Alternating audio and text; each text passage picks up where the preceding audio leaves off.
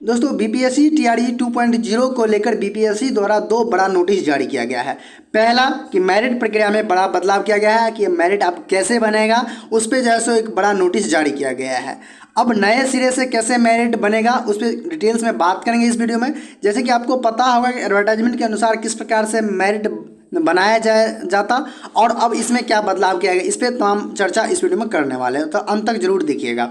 और साथ ही दूसरा ये नोटिस है कि एनएस डीएलएड वाले के लिए कुछ राहत की खबर आपको यहाँ पे मिल सकता है। तो चलिए अंत तक जरूर रहेंगे और सारी जानकारी को समझेंगे। इस वीडियो को ज़्यादा से ज़्यादा शेयर कर दीजिएगा ताकि सभी लोगों को, सभी अभ्यर्थियों को ये जानकारी मिल सके कि अब यहाँ पे ये बदलाव किया गया है बीपीएससी टीआरई 2.0 को लेकर। तो चलिए एक एक करके यहाँ पे आप स्क्रीन पे देख पा रहे होंगे। एक यहाँ पे देखिए पब्लिक नोटिस जारी किया गया है जो आज दिनांक 18 दिसंबर को जारी किया गया। इसमें स्पष्ट रूप से यहाँ पे मेंशन है कि अध्यापक नियुक्ति प्रतियोगिता परीक्षा के उम्मीदवारों को सूचित किया जाता है कि वर्ग 1 से 5 यानी 1 to 5 पीआरटी को छोड़कर अन्य सभी वर्गों के विषयों की परीक्षा में भाग 1 यानी अहर्ता के अंक को शून्य किया जाता है। यानी उसका समझिए कि आप एक तरीके से आसान भाषा में कि वैल्यू खत्म किया जाता है, कोई वैल्यू नहीं है।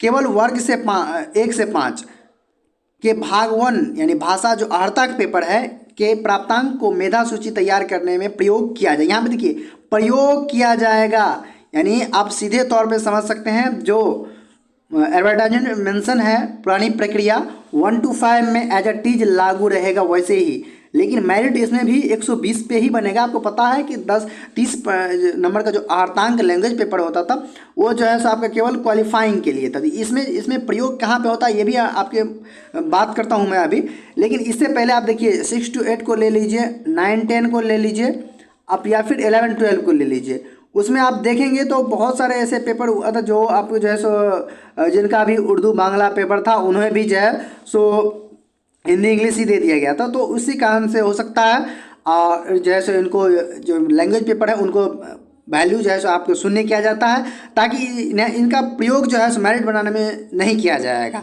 यानी अब आपके जो है सो 120 नंबर का जो प्रश्न है उसी के आधार पे जो है सो मेरिट तैयार किया जाएगा। अब देखिए इसका प्रयोग कहाँ किया जाता था वो भी आपको जानकारी यहाँ पे दे दूँ मैं कि आपको देखिए मेरिट किस प्रकार से बनेगा से आपको जो है सो भली भांति इससे ज्ञात होंगे। मेरिट इस प्रकार से बनेगा कि आपको 120 नंबर्स में जितना अंक प्राप्त होंगे वो तो इसमें से ठीक है, अब लेकिन जो है सो इस आधार पे बन जाएंगे। लेकिन अगर टाई ब्रेकर होता है यानी अब टाई ब्रेकर में दो आदमी ऐसे हैं जो कैंडिडेट ऐसे हैं जिनके मान लीजिए आप 120 में से 100 नंबर इसको भी आ गया और कैंडिडेट बी को एक मान लीजिए इन्हें और बी मान लीजिए, दोनों कैंडिडेट का समान अंक जब आ जाता है तो यहाँ पे टाई ब्रेकर कहा जाता है इसे।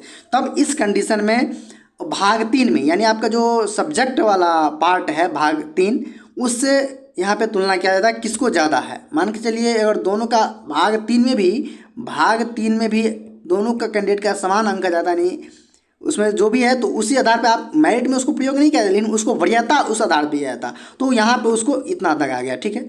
अब यहाँ पे मान लीजिए अब यहाँ पे अगर ये समान हो गया फिर बात कर लेते हैं तब वो किस पे आधार मानेंगे, तो यहाँ पे भाषा वाले पे आधार मानेंगे। और भाषा में जिस कैंडिडेट का मान के चलिए इस कैंडिडेट का जो है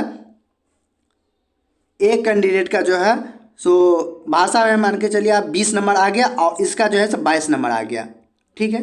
तब उस कंडीशन में इस कैंडिडेट का सिलेक्शन हो जाता ना कि ए को होता, तो यहाँ पे उसका जो है सो प्रयोग आता। लेकिन अब इसको ख़त्म किया जाता है, अब यहीं पे हो जाएगा और इसमें अगर नहीं होता तो उसको एज पे जाएगा, एज पे नहीं होगा तो उसके अल्फ़ाबेटिकल पे चल जाएगा।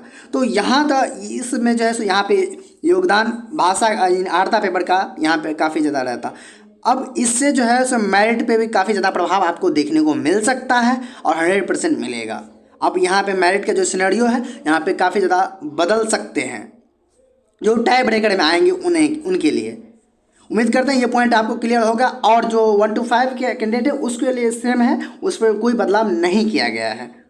और इसके रिगार्डिंग जो भी जैसे आपको कन्फ्यूजन हुआ होगा वो उम्मीद करते हैं दूर हो गया होगा। चलिए एक और जैसे नोटिस यहाँ पे देख सकते हैं आज के दिन ही जारी किया गया है जो आपको एनएस डीएलएड के माध्यम से लेकर है। तो यहाँ पे आप देख सकते हैं राज्य को सूचित किया जाता है कि डीएलएड प्रशैक्षणिक वैसे प्रशैक्षणिक योग्यता के आधार पर आवेदन किया है। जो भी कैंडिडेट यहाँ पे स्पष्ट रूप से लिखा गया है कि जो भी कैंडिडेट एनओएस से डीएलएड किए हैं वो अपना जो है सो डीएलएड के आधार पर जो है सो आवेदन किए हैं, लेकिन उनके पास बीएड की भी डिग्री है तो वो उस डिग्री को स्विच कर सकते हैं, स्विच करने का ऑप्शन भी अनेबल है। यानी देखिए आप 19/12 से 20/12 तक इसे आयोग उपलब्ध कराया गया है लिंक को, तो वहाँ से आप जैसे सिंपली जैसे लॉगिन करके वहाँ पे अपना चेंज कर सकते हैं और बीएड की जो है सो आप डिटेल्स वहाँ पे फिल कर सकते हैं। जिनके पास भी जो बीएड का डिग्री है वो आप जो है सो आसानी से उसमें स्विच कर सकते हैं। और यहाँ इसके लिए डेट भी है, आप देख सकते हैं 19 दिसंबर से 20 दिसंबर तक।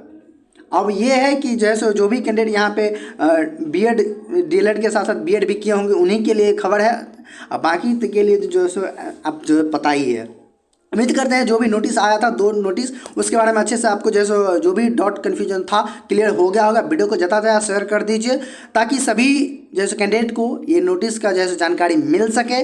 और वीडियो में लास्ट तक बनने के लिए आपका बहुत बहुत धन्यवाद। चैनल पर नए पुराने अभी तक अगर सब्सक्राइब नहीं है सब्सक्राइब कर बेल आइकन को ऑन कर लीजिए, साथ में वीडियो को ज़्यादा से ज़्यादा शेयर कर दीजिए। धन्यवाद।